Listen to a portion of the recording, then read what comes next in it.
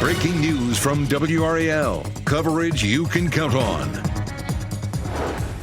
Breaking news, department store crash. A person is in critical condition after crashing into this Ross store around 2 a.m. What we're learning from the scene.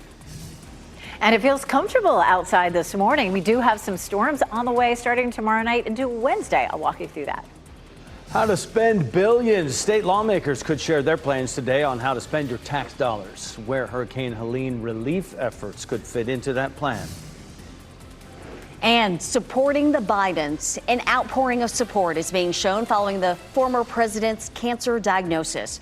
The fellow national leaders wishing him well, including former Vice President Mike Pence, who is in Raleigh today.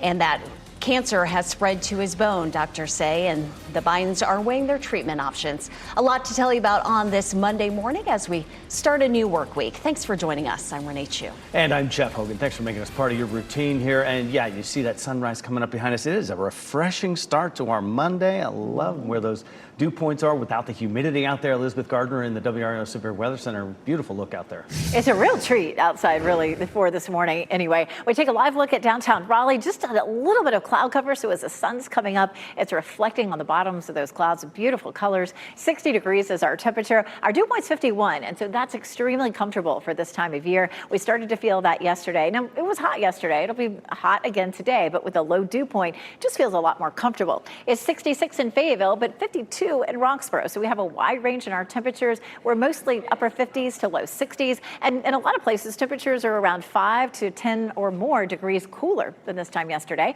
Beautiful at lunchtime, 79, and we'll see highs in the mid-80s this afternoon, very similar to yesterday. Our next weather maker arrives tomorrow night. We have the potential for some strong thunderstorms, already a level 1 risk for both Tuesday and Wednesday. I'll walk you through it coming up. Ken? Hey, Elizabeth, at 6:01, a rather comfortable start to your forecast, and similarly with your commute as well.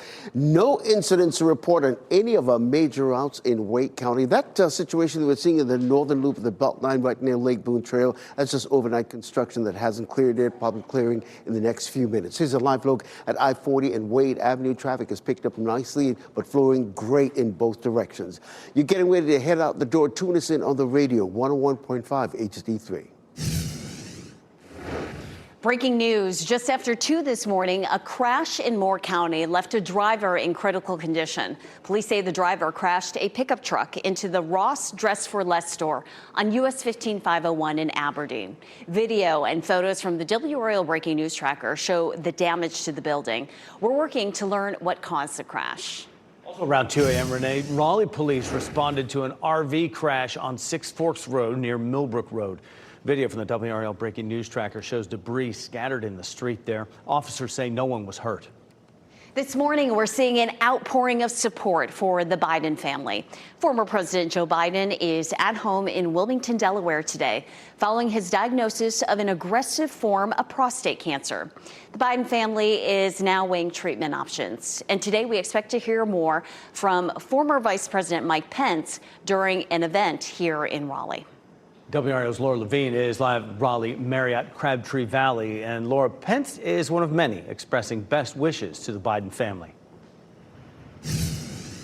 He is, Jeff. Good morning. And this morning, former Vice President Mike Pence will have a roundtable discussion here at the Marriott with business leaders. His visit to the Triangle comes on the heels of this major cancer diagnosis. So Pence, he actually reached out or shared a statement that is on X last night. Here's what he had to say.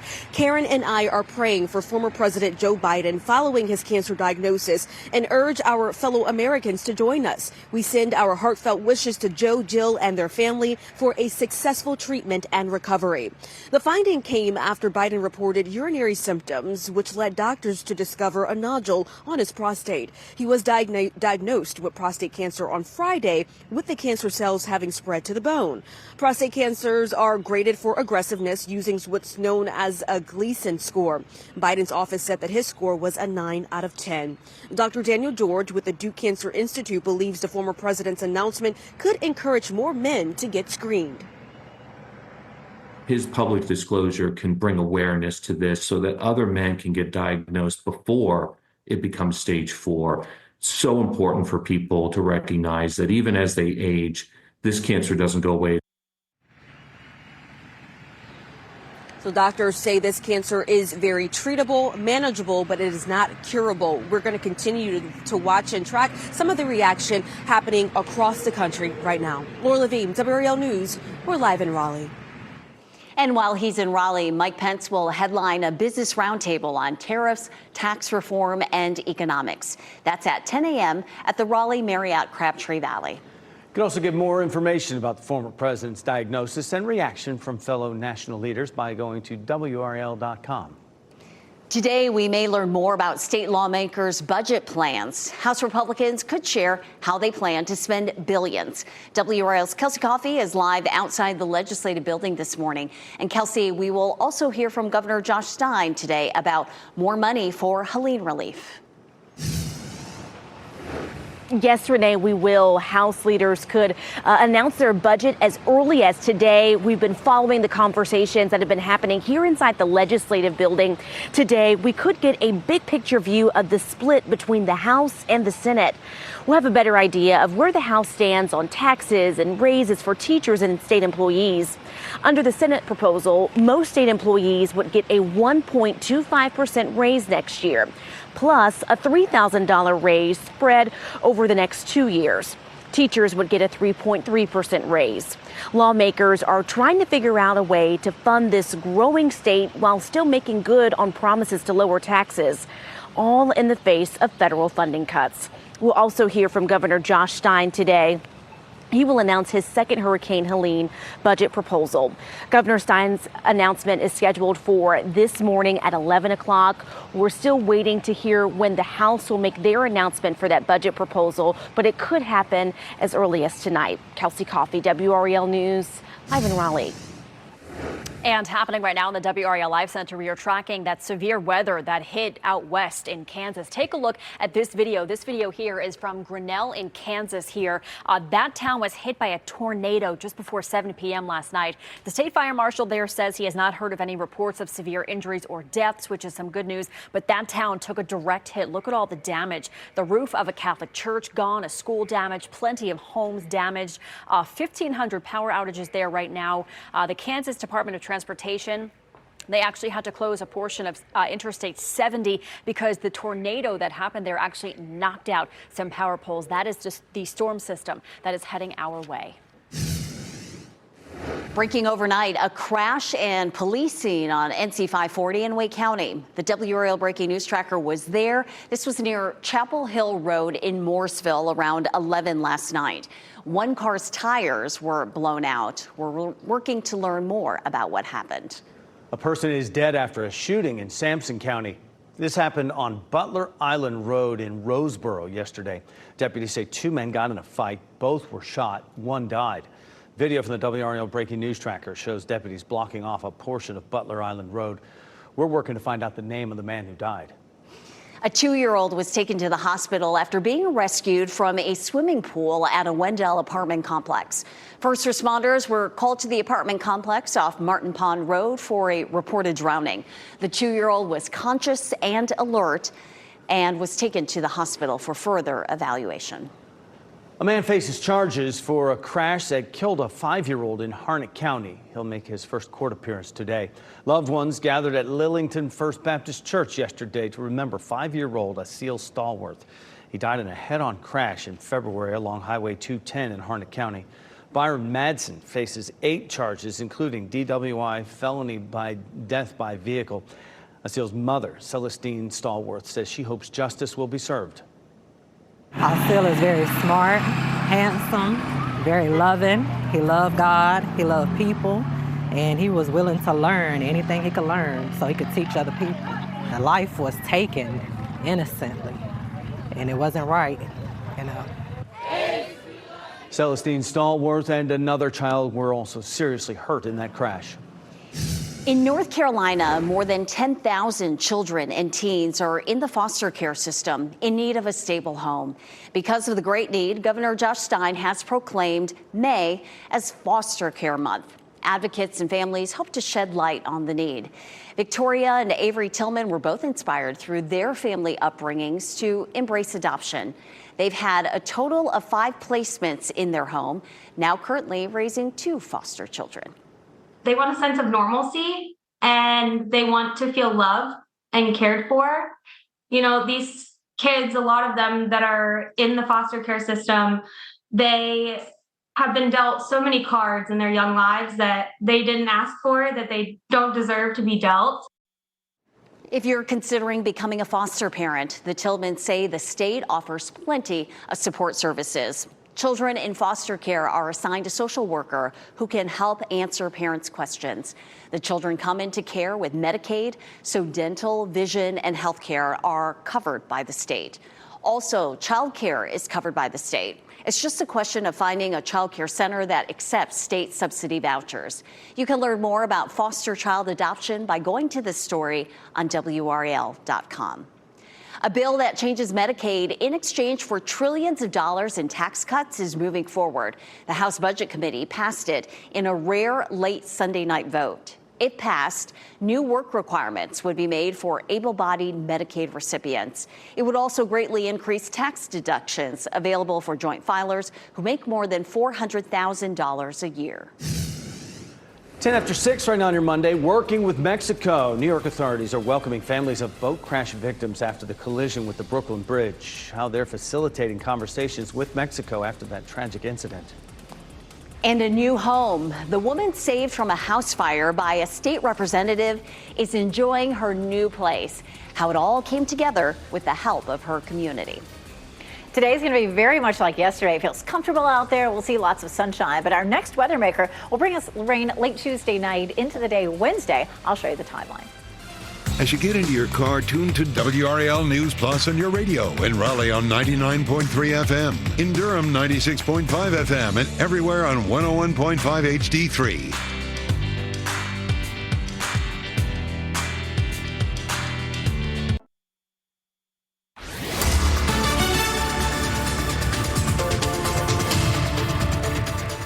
6:14. It is a beautiful morning out there. Temperatures are in the 50s to low 60s. It will be warm this afternoon, though. Temperatures will climb up into the mid to upper 80s, similar to what we saw yesterday. But just like yesterday, the humidity stays on the low side for us. We look ahead to tomorrow. We have an approaching front that's going to bring us a chance of some scattered thunderstorms. But tomorrow, of course, the Canes play at Lenovo Center. It should be just fine for tailgating. But as we get toward the end of the game, 9, 10 o'clock, there could be some thunderstorms. So you may need the umbrella coming out of the game tomorrow. We take a look at what is ahead for tomorrow. It's a level 1 risk both tomorrow and Wednesday, but the chance for thunderstorms doesn't come until fairly late on Tuesday night. You can see Wednesday a 50% chance, and then on Thursday back down to 20. So just really looking at the bulk of the rain coming on Wednesday, but we'll walk through future casts for you. Coming up, Ken. All right, Elizabeth, beautiful morning, stress-free commute so far. All of our major routes, including this one and I-40 and Aviation Parkway, flowing nicely in all directions. Many of you have a business or leisure flight this morning. We checked all the routes heading into RDU International Airport this morning, all delay-free at this hour. You're getting ready to head into the car. Tune us in on the radio. We've got you covered with news, weather, and traffic. 101.5 HD3. All right, Ken, thanks for that.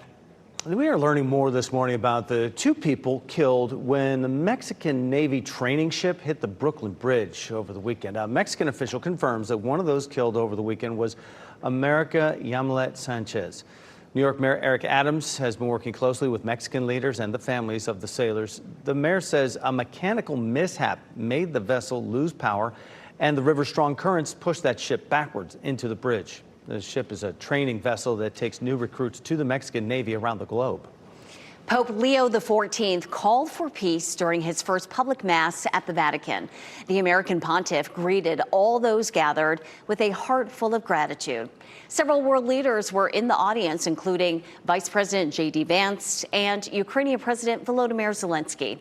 The Pope shared in the homily a desire to be a servant of your faith and joy, and for the Church to be united amid a time of violence, prejudice, and fear of difference. North Carolinians rallied around a wheelchair-bound woman after her home burnt down. You may remember the story of 77-year-old Esther Jones, who was rescued from her house by State Representative Dean Arp and his wife. We've seen the pictures of the flames. Her home was left in ashes. Well, now 3 months later, Jones has a new home. So many people reached out and met her needs. And that just reaffirms my great faith and who we are as North Carolinians and brothers and sisters in Christ and really just neighbors helping neighbors. Gives you faith in humanity, doesn't it? North Carolina Manufacturing Modular Home Association and Cavco teamed up to gift the house to Jones, and others chipped in to help set her up with everything she needed: furniture, appliances, and a newly built wheelchair ramp. A new chapter for Miss Jones. Multiple tornadoes touched down near Denver, damaging homes and buildings. Look at this video taken in the town of Bennett over the weekend. That's about 35 miles east of Denver. Authorities say 17 buildings were destroyed. Now, this morning, recovery efforts are underway in at least 3 counties in Colorado. In addition to the homes in Bennett we just showed you, at least 19 others were destroyed near the town of Elizabeth. Power outages have also been reported in the area. Tonight on WRAL News at 6, North Carolina's Tornado Alley. Take a look. We have the same counties that keep getting hit by storm after storm. And just last week, 3 tornadoes touched down in that area. Find out what is fueling those storms and if it's a pattern that is likely to continue. That is tonight at 6.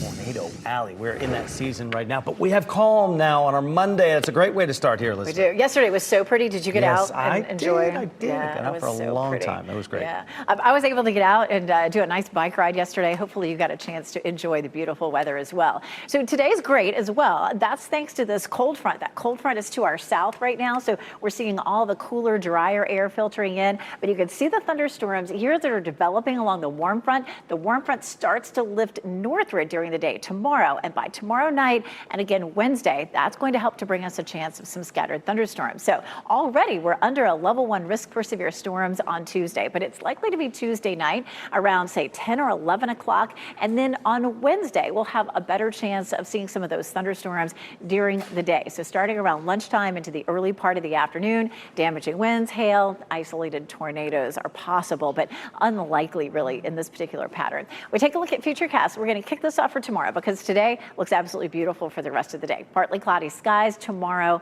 at 5 o'clock. And then we'll move it ahead. And starting at around 10 or 11, we may see a few thunderstorm cells that roll through. Couldn't rule out some isolated severe weather with those.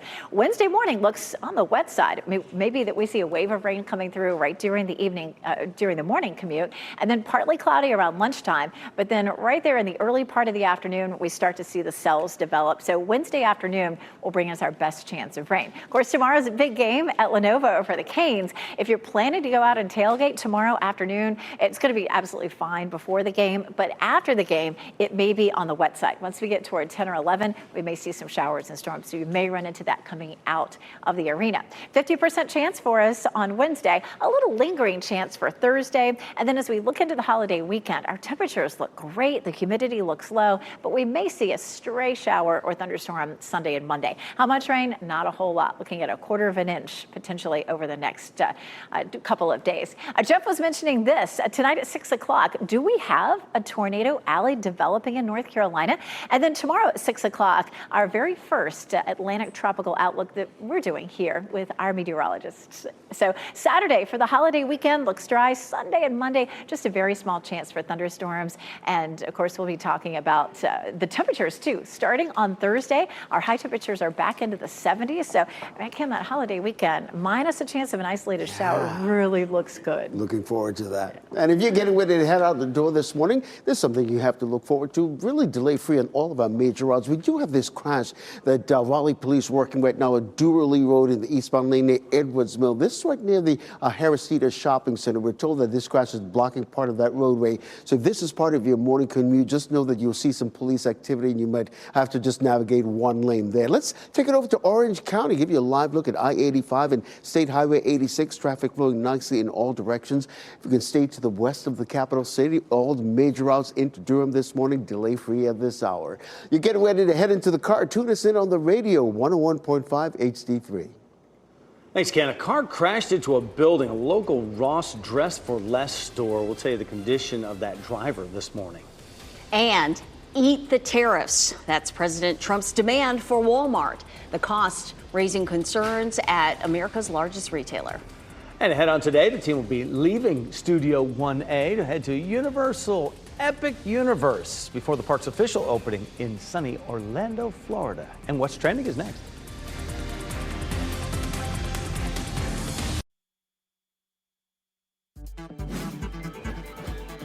today's What's Trending report, sponsored by Rug and Home. An iconic punk band is going multi-generational. And the latest Final Destination movie dominates the box office in its opening weekend. Ken Smith here now with What's Trending. Yeah, Jeff and Renee, this movie franchise not dead yet. The Final Destination Bloodlines was the big winner of the box office this weekend. It's the franchise's first film in 14 years. The horror flick earned $51 million, by far the best debut in that long franchise's history. Yeah, there are 6 total Final Destination movies. The first one came out back in 2000, and the most recent before this one was in 2011. So nothing final about those Final Destination movies. Not dead yet. I get you, Ken. Yeah, there's lots dying in it, though. Yeah, 100%. Listen, the iconic punk band Black Flag trending this morning. They've got some new talent. We're seeing the 3 Gen Z band members joining the only permanent member, 70-year-old guitarist Greg Ginn. The new lineup includes vocalist Max Zenelli, bassist David Rodriguez, and drummer Bryce Weston.